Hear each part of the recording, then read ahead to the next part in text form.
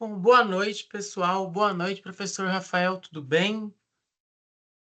Boa noite, professor Pablo. Boa noite a todos. Tudo bem e você? Tudo ótimo. Bom, pessoal, estamos aqui para nossa quarta aula ao vivo. Essa quarta aula, em razão do feriado, ela vai ficar disponível para vocês na segunda-feira, no mesmo horário que aconteceria a aula, beleza? Pessoal, antes de iniciar a aula aqui, passar para o professor, eu vou passar os recados iniciais. Como vocês sabem, a gente está entrando na última semana de aula. Essa é a última aula ao vivo. Então, a gente tem a liberação dessas aulas e o encerramento das atividades. Na semana passada, vocês já tiveram encerramento de algumas e agora é o encerramento das atividades 2 e 3. Não deixem para a última hora. Ainda mais com o feriado, não vai dar tempo hábil da gente responder as dúvidas de vocês. Então, tentem ao máximo responder antes do prazo de finalização. Essas atividades elas não podem ser reabertas, beleza? Além disso, vai começar o agendamento da prova dessa disciplina. Como vocês estão no segundo ano, vocês têm realização de provas. Vejam a melhor data, o melhor dia, o melhor horário para vocês realizarem essa prova. E não esqueçam de fazer esse agendamento. Não deixe também para a última hora, ver qual dia fica melhor para vocês. E lembrando também da nossa atividade de extensão do Santander, atividade de extensão não, do intercâmbio de extensão do Santander Top Espanha, que está lá na sala do café de vocês. Vejam se vocês se enquadram, leiam o edital e se tiverem dúvida, mandem lá na sala, no Fale com o Medidor para mim, beleza? Professor, pode subir seus slides fazendo um favor?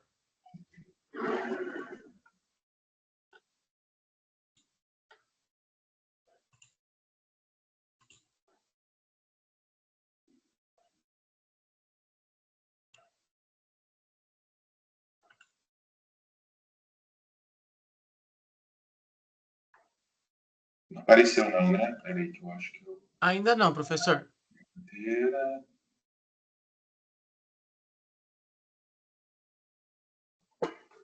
Apareceu? Ainda não. Oh, meu Deus. Ah, faltou.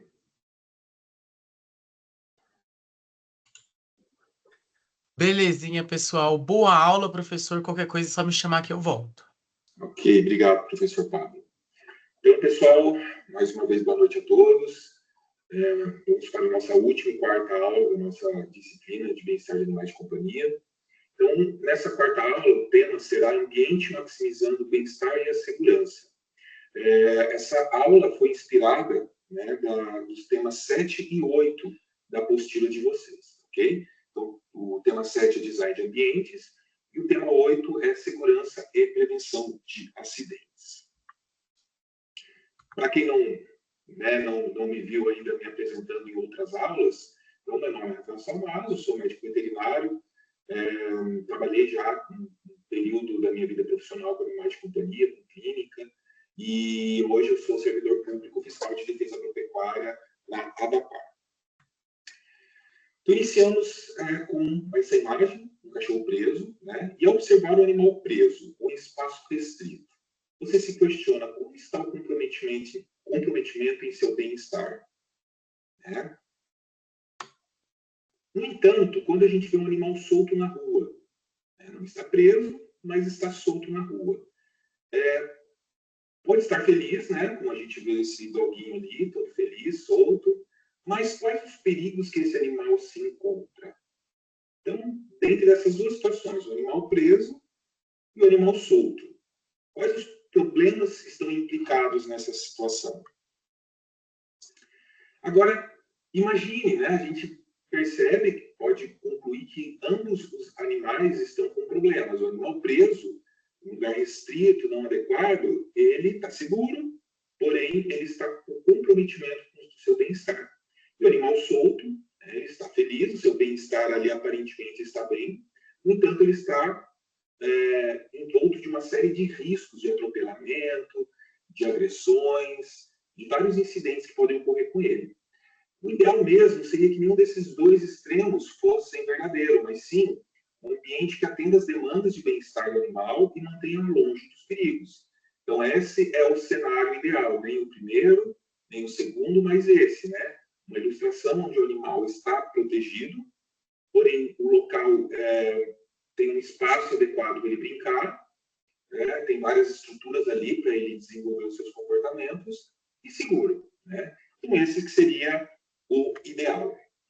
Então, as metas de aprendizagem que a gente vai trabalhar hoje na aula é conscientizar sobre a importância do meio ambiente para o bem-estar dos tutores e animais, apontar as principais necessidades ambientais dos animais e apresentar perigos e medidas de prevenção de acidentes para os animais.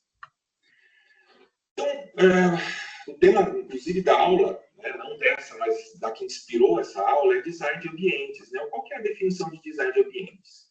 Então, é a arte de transformar espaços em experiências, onde cada detalhe conta uma história e cada ambiente inspira emoções. Né? Então, a pessoa que faz o design de ambiente, né, seja ela mesma fazendo o seu design ou contratando um profissional para realizá-lo, ela tenta exprimir as suas percepções, as suas emoções, a sua característica, a forma de perceber o mundo através do ambiente, de cores, móveis, quadros, várias formas ali do ambiente transmitir aquilo que ela, como ela percebe o mundo, certo?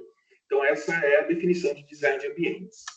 Mas será que design de ambiente, né, nessa conceituação que a gente tem, será que é possível com animais? É possível manter estética e harmonia em ambiente com animal?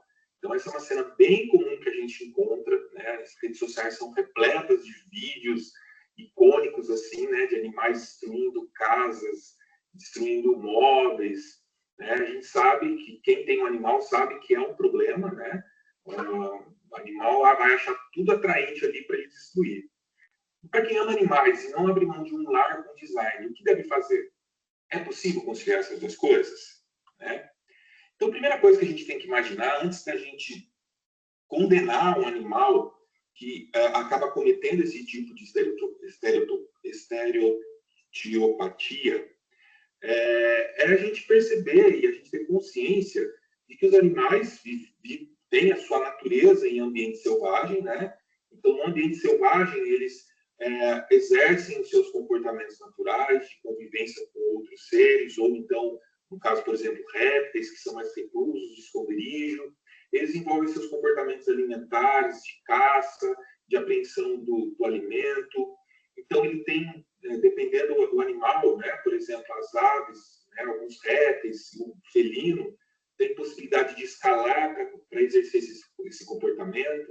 E quando nós retiramos esses animais do ambiente selvagem e colocamos no ambiente domiciliar, essas características instintivas dos animais, elas permanecem, né? Alguns que são mais domesticados, como cães e gatos, acabam tendo um pouco menos essas características, mas ainda mantêm suas características instintivas do meio selvagem, né? Então, quando a gente coloca esses animais no ambiente domiciliar, que é totalmente diferente do ambiente que ele estava acostumado, que a evolução moldou ele, a gente tem que considerar esse aspecto e tentar adequar o máximo possível esse ambiente para que os animais possam exercer as suas funções que exerciam ali no ambiente selvagem, né? Minimamente possível. Então, para que isso aconteça, né, para que a gente consiga ter esse ambiente possibilitando que o animal manifeste o máximo do seu bem-estar, a gente tem algumas características, alguns pré-requisitos para que a gente consiga fazer isso. Né? Então, o bem-estar animal nos ambientes que vivem não é apenas uma questão de ética, mas um reflexo da nossa humanidade, onde cada espaço deve ser pensado para garantir dignidade, saúde e felicidade aos seres que compartilham o mundo conosco. Então, a partir do momento que a gente escolhe ter um animal, a gente tem que pensar que o ambiente não é mais pensado só no gosto do tutor, no gosto do ser humano, mas também nas necessidades dos animais. Né? E, para isso, a gente tem os pilares para o bem-estar ambiental de animais. Então, o que o ambiente precisa favorecer dos animais para que ele garanta o bem-estar desses animais? Então, são características, né, que o ambiente pode fornecer para o animal. Física, cognitiva, social, alimentar e sensorial. Né? Então, o físico. O que seria o físico? Uma estrutura física do recinto com um habitat mais natural possível. Então, tudo aquilo que é físico do ambiente, né, a possibilidade de mimetizar alguns aspectos do seu ambiente natural, ou então estruturas que, às vezes, por exemplo, o animal era acostumado a subir em árvore. Eu não vou colocar uma árvore dentro de casa, mas eu possibilitar colocar artifícios para que ele suba nesses artifícios, né, para que ele possa manifestar esse comportamento de escalada. Cognitivo, então a capacidade mental do animal. O animal que estava acostumado lá no seu meio selvagem a explorar o ambiente, para procurar sua comida, ele tinha que realizar realmente exploração, né? Procurar ali, abrir coisas. Então, isso a gente tem que tentar mimetizar no ambiente que ele vai se encontrar, então, no meio domiciliar. Social, interação intra e interespecíficas, né? Então, principalmente animais sociáveis, aqui destacamos, claro, os cachorros, que tem essa característica evolutiva de uma interação tanto intraespecífica, ou seja, da mesma espécie, de outros cães, mas também interespecíficas, né, que a gente viu lá na nossa primeira aula, que a evolução do cachorro doméstico, ela envolveu, né, a necessidade de estar com o ser humano. Né?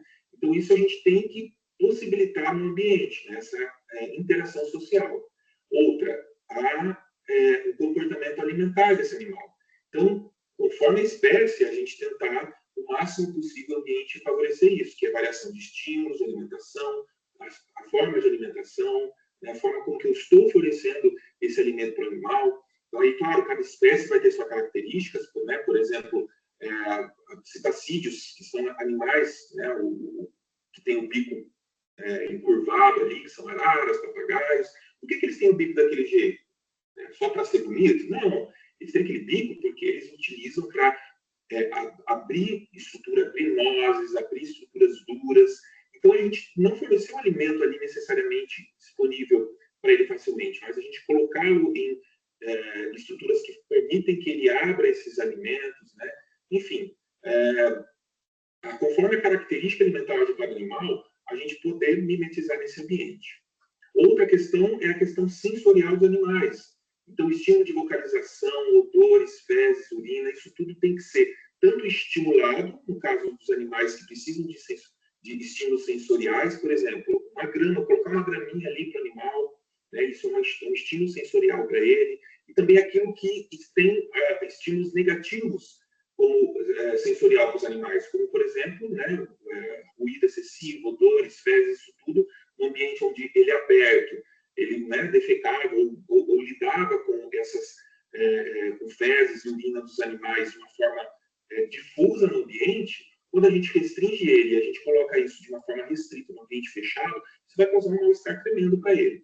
Então, são os aspectos importantes, né, os pilares que o meio ambiente precisa cumprir para que esse animal garanta o seu bem-estar.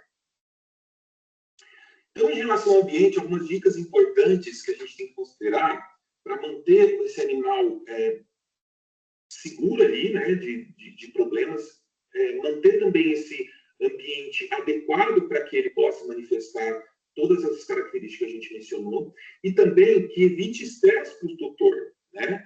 Então, algumas vezes, a gente não pode pensar também só no animal, só no bem-estar do animal, a gente tem que pensar também no bem-estar do tutor. Um animal, por exemplo, que esfrega na parede, né? Tem essa mania de esfregar na parede para marcar território, e aí está suja a parede. Ali ele está manifestando o seu bem-estar, né? O seu comportamento de se esfregar, de marcar o território através do seu cheiro, mas o tutor vai estar insatisfeito por conta disso. E a gente também tem que pensar num ambiente que adeque para o animal, mas que também adeque às necessidades, né, e os desejos dos seres humanos. Então, a gente realizar indicações pensando nesses dois aspectos são extremamente importantes. Então, por exemplo, o piso, a gente recomenda de porcelanato. Mármore, carpetes e laminados não são adequados. Por quê? Ou porque eles são muito lisos e acabam favorecendo o animal escorregar, e também são de difíceis lavagem, né? Então, o cachorro, por mais que você tenha cuidados em relação à higiene, ele sempre vai andar numa grama e vai pisar no piso. Então, o animal tem a tendência de sujar muito mais o ambiente, né? E isso tem uma importância grande na questão da sujidade para o animal? Não, mas para o tutor, sim. Então, a gente adequar esse ambiente, pensando também no tutor, é extremamente importante. As paredes, né, laváveis, tons escuros, então a gente sempre recomendar isso, né? A parede que possa ser lavada, né, nesses tons mais escuros possível, dentro da preferência do tutor. Os móveis impermeáveis e proteção de arranhaduras, né, são aspectos extremamente importantes para a gente adequar a vontade do tutor às necessidades dos animais. Então, pensando nos animais, né, vamos abordar aqui de uma forma breve alguns pré-requisitos importantes para cada espécie. Então, primeiro, o gato. O gato, ele tem a necessidade de marcação de território, né, então ele tem glândulas de odor em todo o seu corpo, concentradas em alguns locais, mas em todo o seu corpo ele tem essas glândulas de odor, e essas glândulas têm uma função muito importante em relação à marcação de território. Então, por isso que o gato se esfrega no dono, se esfrega na parede, né? Através dessa marcação de território com o seu odor, ele se sente ali seguro, sente que o ambiente é dele, né? Ele entende que ali realmente é o seu lar, né? Então, a gente tem que favorecer que o ambiente possa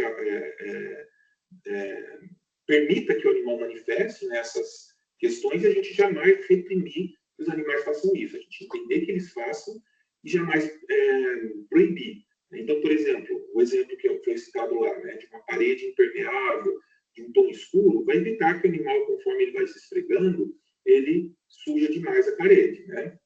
A manutenção das unhas. Então, os gatos, a unha dele não para de crescer, então ele precisa desgastar a unha dele, né? Então, aquele comportamento de arranhar as coisas é extremamente importante para a manutenção da unha, além de provocar um bem-estar muito grande nele. Então, os animais, no momento que fazem aquilo, eles estendem os músculos, ele, né, libera hormônios de bem-estar, então é extremamente importante a gente permitir que o ambiente forneça permita que o ambiente permita que ele manifeste esse comportamento, né? Então, está estragando o móvel, então vou cortar a unha dos animais, né? Não vou permitir que ele realize, quando ele estiver realizando esse comportamento, eu vou reprimir o gato, vou castigar o gato para ele não faça mais. Não, vamos adequar o ambiente, né? Nos locais onde ele está arranhando, a gente colocar proteção, inclusive com estruturas que sejam bem ásperas, para estimular que ele arranhe ali, né? Então, a gente estimular e não reprimir esse tipo de comportamento, tá? E a questão do gato tem uma questão extremamente importante em relação à sensibilidade olfativa, né? Então, os gatos, eles são dos animais, dos mais sensíveis em relação ao seu olfato. Então, a gente tem que se preocupar com o ambiente em relação a isso, principalmente na comida, na água, o ambiente onde ele repousa, o ambiente onde ele costuma ficar mais, ele fique longe do local onde ele faz as necessidades dele, né? Então, isso é extremamente importante para os gatos. Os cachorros, a gente tem a característica principal dele ali, a questão, primeiro, do estímulo social. Então, são animais sociáveis, ao contrário do gato, que vai viver muito bem sozinho. Claro que isso depende de um animal para o outro, pode variar. Mas, de forma geral, os gatos preferem ficar sozinhos do que ter que lidar com outros indivíduos, seja inter ou intra-espécie, né, no ambiente. Às vezes, ele quer ficar só com o tutor dele, mas nem um ser humano e nem um animal, né? Alguns gatos são um pouco mais sociáveis, mas a maioria tem esse comportamento. Já os cães, a grande maioria deles também tem suas particularidades, mas a grande maioria preferem um ambiente que tenha a possibilidade dessa sociabilização, né, com humanos, com outros animais da mesma espécie. Então, isso precisa ser estimulado, o ambiente precisa favorecer isso. Os cães são extremamente necessitados de estímulo físico, né?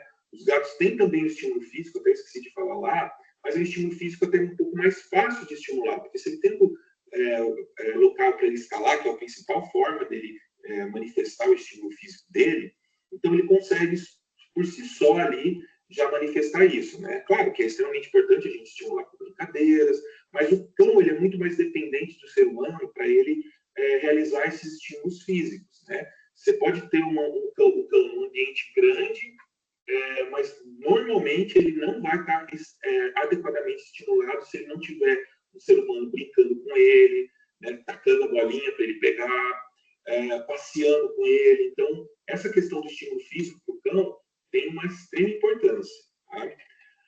Então, o local adequado da alimentação, né, um pouco não tão importante quanto o gato, que ele tem essa sensibilidade maior, mas o cachorro também precisa estar o seu local definido de alimentação, o local de água, distante de locais onde tem odores fortes, estímulos de ruído,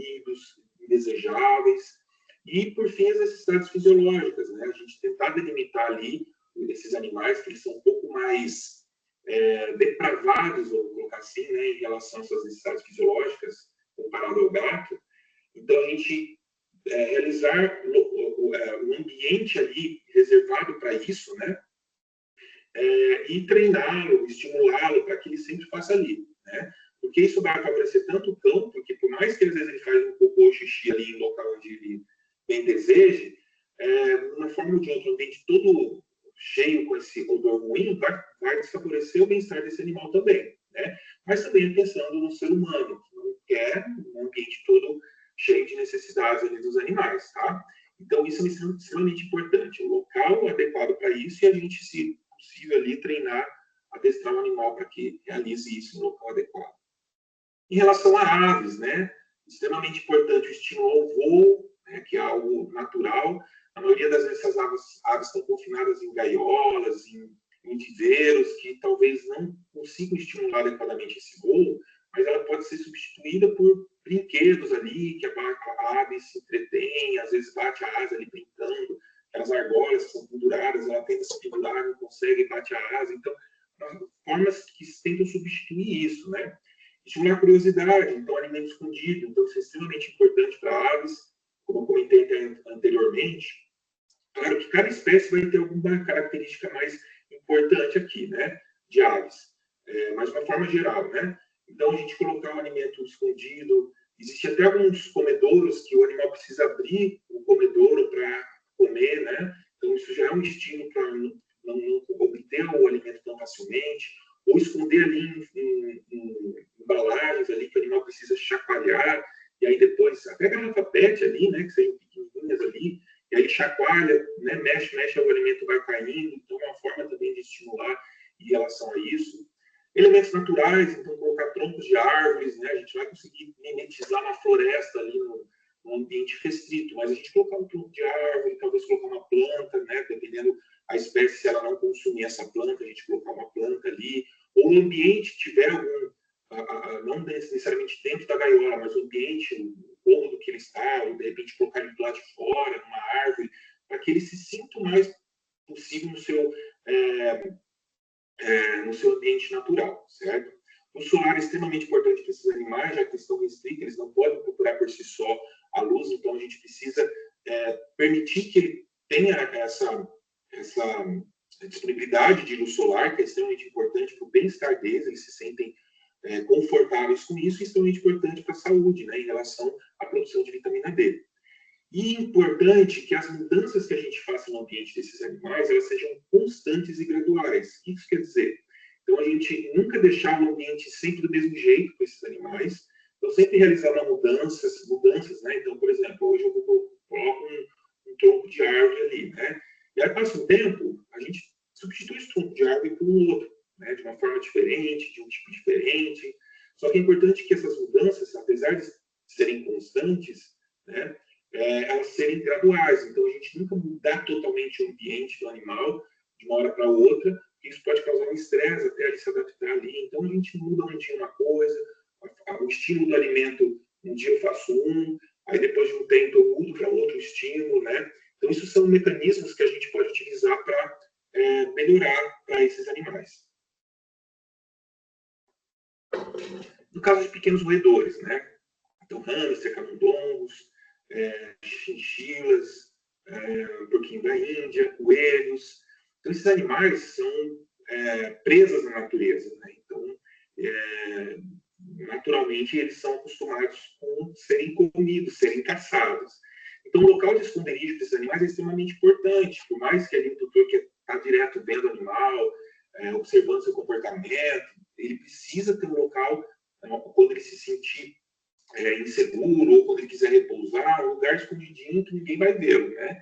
Então tem que ter, isso é extremamente importante para esses animais. Estimula a curiosidade, exercícios, né? Esses animais são extremamente ativos, extremamente curiosos, então túneis, aquelas rodinhas, né, que o animal fica rodando, muito importante. Substrato para banhos, então todos esses animais, eles são beneficiados com esses substratos, mas principalmente a chinchila, né? É extremamente importante colocar ali um pó de mármore ou outro substrato que existe comercialmente ali para esses animais realizarem esses autobanhos. E uma outra coisa importante, o comportamento de liderança desses animais.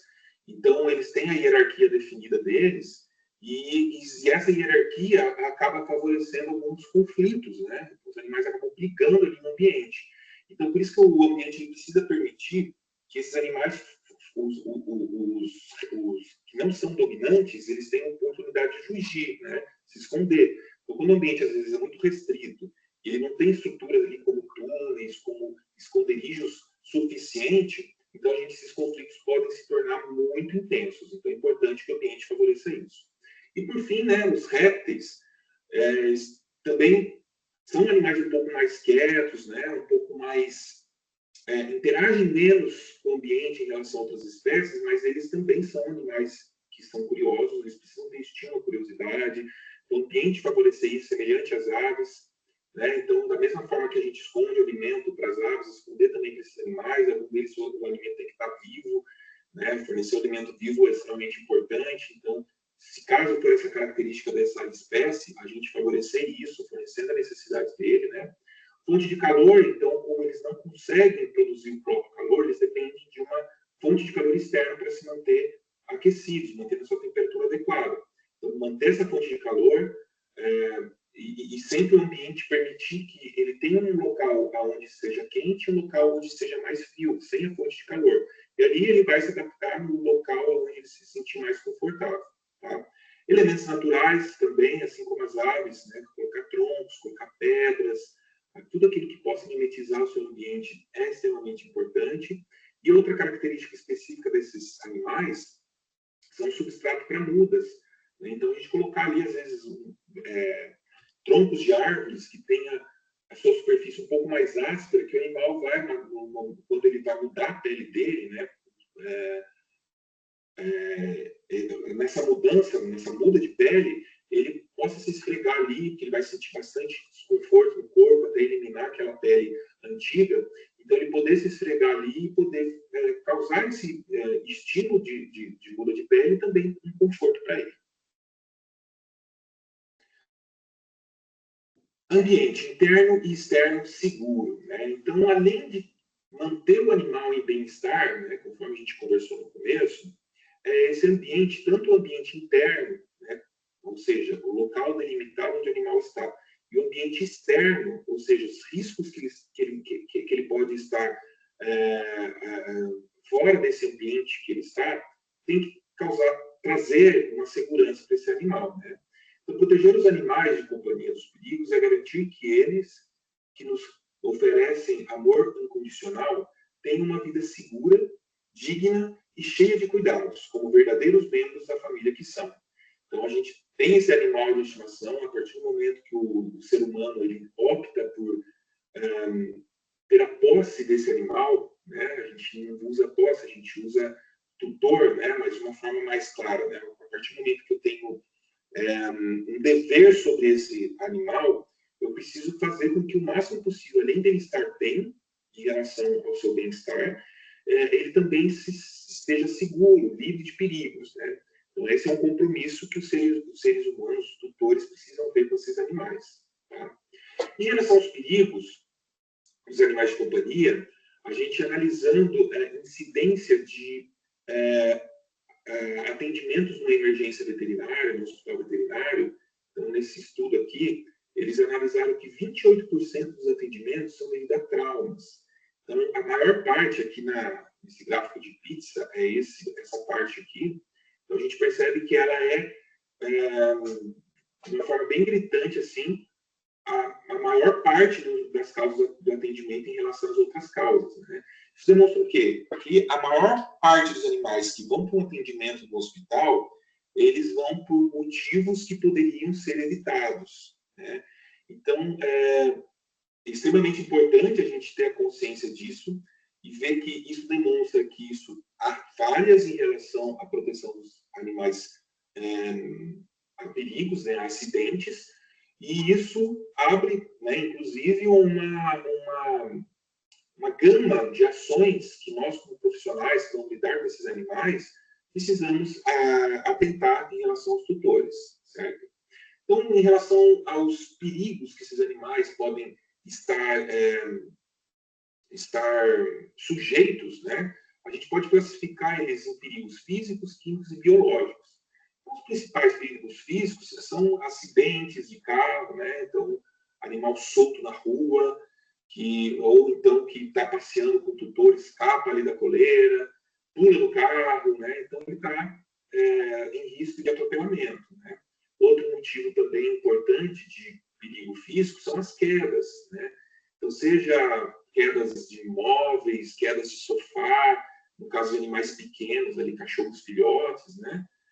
E às vezes quedas até mais danosas, como apartamentos, gatos que tentam escapar através da janela, né? Então, são os perigos físicos.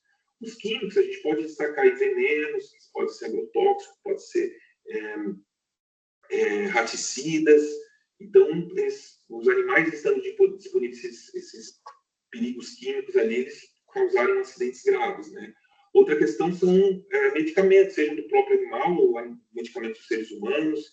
Então, principalmente cachorros são extremamente curiosos, né? Às vezes ele acaba consumindo ali por curiosidade e pode causar danos severos a eles. E outras são alimentos indesejáveis, com destaque aqui em chocolate, mas tem, entre outros, chá, café, xilitol, então vários outros alimentos que são para o ser humano é inofensivo, mas para os animais podem ser tóxicos, né? Então, às vezes, esse alimento, o animal pode ter acesso tanto de uma forma deliberada, dele achar o alimento ali e consumir, mas uma grande maioria das vezes ele é fornecido, seja pelo tutor desinformado ou por uma criança, então são perigos importantes. E os biológicos, né? A gente pode considerar ali todas as infecções que os animais estão sujeitos, vírus, bactérias, fungos, protozoários, tá? E também os animais peçonhentos, cobras, aranhas, escorpiões. Então, são perigos importantes que os animais estão sujeitos e nós precisamos protegê-los em relação a isso, tá? E para que a gente consiga proteger esses animais desses perigos, primeiro a gente tem que pensar em proteger os animais dos perigos, né? Como propriamente diz. O que seria isso? Então, manter o animal em um local onde ele não tenha esses perigos à disposição. Então, por exemplo, manter em domicílio, né? Então, gatos, que são animais que gostam de fugir, a gente jamais tolerar gato que tem acesso à rua, né? Isso é algo que alguns tutores acham que é saudável, que o gato dá suas passeadinhas. Ah, não, ele está acostumado, ele volta depois, mas isso a gente tem que orientar que o risco é muito grande. Isso para vários tipos de problemas, como a gente já falou em outras aulas, inclusive, né? Então, a gente sempre tem que orientar que os animais têm que ficar dentro do domicílio, tá? E além de um risco, até um parênteses, né? Por exemplo, gatos, além de um risco para ele mesmo, e até para a saúde humana, porque ele pode adquirir, às vezes, alguma doença que pode passar para o ser humano, a gente tem um problema sério de gatos em relação à fauna, né? Não sei se vocês já leram ou viram alguma coisa em relação a isso, mas a gente tem queda da fauna normal do meio urbano por conta da predação de gatos, né? Então, por exemplo, tem espécies de pássaros em algumas regiões que estão acabando por conta da predação de gatos. E muitas vezes, na verdade, a maioria das vezes não é para consumo, né? Eles matam simplesmente para brincar, porque eles sabem que tem casa a ração, mas é o instinto dele, ele vai matar e às vezes mata 1, 2, 3, 10 animais, pássaros ali por noite. Isso pode causar um desequilíbrio também na fauna, que esses animais acabam realizando esse tipo de comportamento, tá? Então, evitando fugas, então com telas, né? O local onde o animal pode fugir e ter acesso ao ambiente externo tem que estar protegido. Então, isso é um aspecto extremamente importante quando a gente vai num ambiente que tem um gato, né? Seja por qualquer motivo que você for, né? A gente observar quais que são os locais onde esses animais podem fugir. Às vezes, um muro muito alto, ali, o gato não pode escalar. Né? E isso é individual para cada gato. Às vezes, o muro alto, um determinado gato não escala, mas outro escala, né? Então, a gente tem que analisar os pontos de risco que tem cada ambiente que favorecem, por exemplo, as fugas, né? Castração é extremamente importante, então isso inibe bastante, principalmente os machos, de fugas, né? Então, mantém esses animais mais em casa.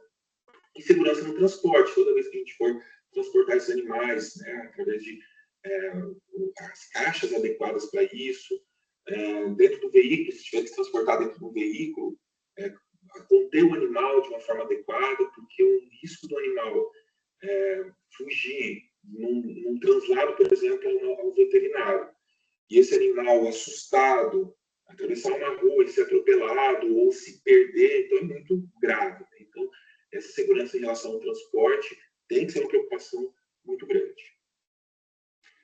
E aí também, além de proteger os animais dos perigos, né, como a gente falou lá, a gente, em algumas situações, a gente tem que proteger o perigo dos animais. Então, o que seria isso? Então, por exemplo, a gente mantém o animal ali dentro do ambiente domiciliar, ali está protegido, porém o próprio ambiente pode conter algumas estruturas que possam oferecer perigo para ele.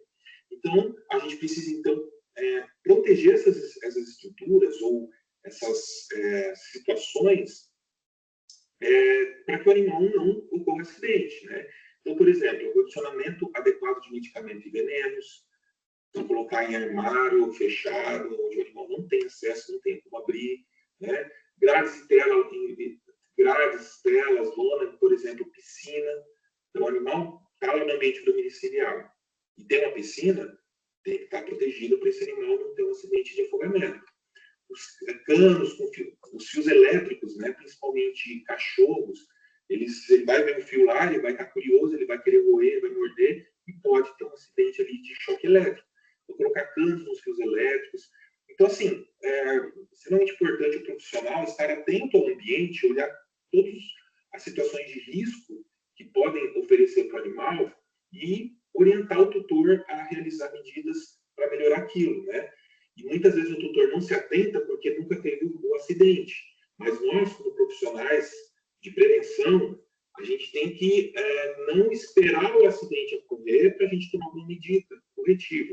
Mas a gente se antever diante dos nossos estudos, diante da nossa experiência profissional, se antever o que o ambiente pode oferecer de risco para o animal e ali sim, orientando de uma forma bem clara, né, explicando para o tutor o porquê aquilo pode ser um perigo para os animais, a gente orientar, então, medidas de melhoria do ambiente para evitar acidentes. E, além disso, o ambiente limpo vai evitar a atração de moscas, né,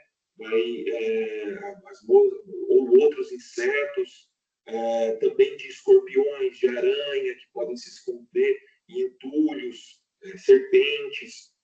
Então, o ambiente limpo também, às vezes, principalmente pensando em quintal, né?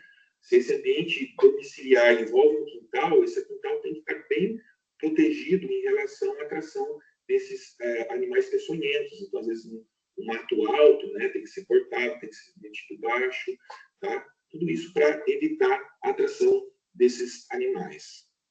E a questão do monitoramento, né? Então, sempre o profissional a realizar as adequações, monitorar como que o ambiente está, então sempre um cuidado constante em relação ao ambiente para que os animais não estejam, ou estejam o mínimo possível sujeitos a acidentes. Então, o profissional que for capaz de identificar as demandas do tutor e do animal para um ambiente que promova o bem-estar de ambos e seguro para os pets e conhecimento adequado para implementar mudanças, será reconhecido pela proatividade e competência. Então, é justamente isso, né? Resumo ali do que a gente comentou. Então, a gente identificar as demandas do tutor, as falhas de conhecimento do tutor e a gente conseguir observar o ambiente, né, de todo o risco que o ambiente pode trazer para o animal, tanto para o seu bem-estar, né? Esse ambiente não está promovendo com que o animal corra, né, brinque adequadamente, escale adequadamente. Então, conseguir identificar tudo isso. E uma coisa extremamente importante, a gente se comunicar de forma adequada com o tutor. A forma como eu vou orientar o tutor, não de uma forma acusativa, você está causando mal-estar para o seu animal. Não, orienta, esse ambiente poderia estar melhor, né, de uma forma sempre positiva, nunca negativa, na comunicação com o tutor, certo? Então, isso com certeza vai ser um grande diferencial para qualquer profissional que trabalha com os animais, e todo animal tem um tutor, para que ele seja reconhecido e consiga sempre ter suas clientelas garantidas, inclusive indicações de outros. Então é isso, né? Desejo a todos os bons estudos do nosso material e também, né, de materiais alternativos que falam sobre o tema, em especial aqueles que se dedicarem, né, nessas questões mais específicas de ambiente. Tem vários materiais ali que a gente pode obter o conhecimento. Então é isso.